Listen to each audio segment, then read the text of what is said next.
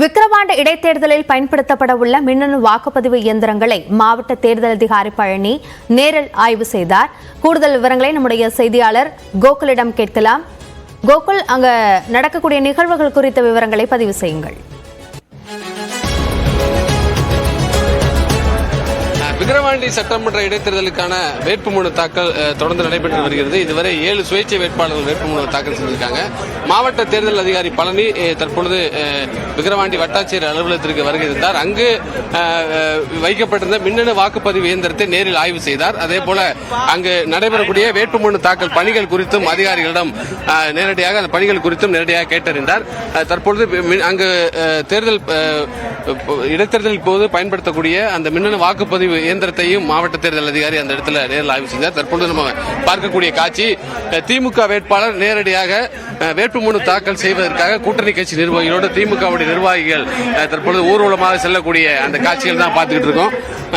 அமைச்சர் பொன்முடி மற்றும் நாடாளுமன்ற உறுப்பினர் ஜெகத்ரட்சகன், திமுகவுடைய வேட்பாளர் அன்னியூர் சிவா உள்ளிட்டோர் தற்பொழுது ஊர்வலமாக செல்லக்கூடிய காட்சிகள் தான் பார்க்கிறோம்.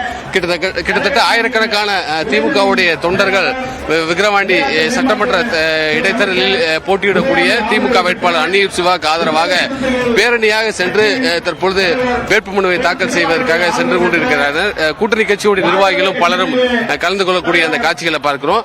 சரியாக 11 மணி அளவில் வேட்புமனு தாக்கல் செய்ய அன்னியூர் சிவா தாக்கல் செய்ய உள்ளார். அதற்கான ஏற்கனவே ஏற்பாடுகள் செய்யப்பட்டிருக்கிறது. கூட்டணி கட்சியுடைய நிர்வாகிகளோடு சென்று வேட்புமனு தாக்கல் செய்ய இருக்கிறார். அமைச்சர் பொன்முடி தற்பொழுது மாவட்ட செயலாளராக நியமிக்கப்பட்டிருக்கக்கூடிய கௌதம் சிகாமணி, அமைச்சர் சி வி கணேசன், நாடாளுமன்ற உறுப்பினர் ஜெகத்ரட்சகன் உள்ளிட்டோர் தற்பொழுது ஊர்வலமாக சென்று வேட்புமனு தாக்கல் செய்வதற்கு செல்லக்கூடிய அந்த நேரலை காட்சிகள் தான் பார்த்துக்கிட்டு இருக்கோம். விக்கிரவாண்டி இடைத்தேர்தல் மிக முக்கியமான ஒரு விஷயமாக பார்க்கப்படக்கூடிய நிலையில் அங்கிருக்கக்கூடிய நிகழ்வுகள் சார்ந்த நேரலை விவரங்களுக்கு நன்றி கோகுல்.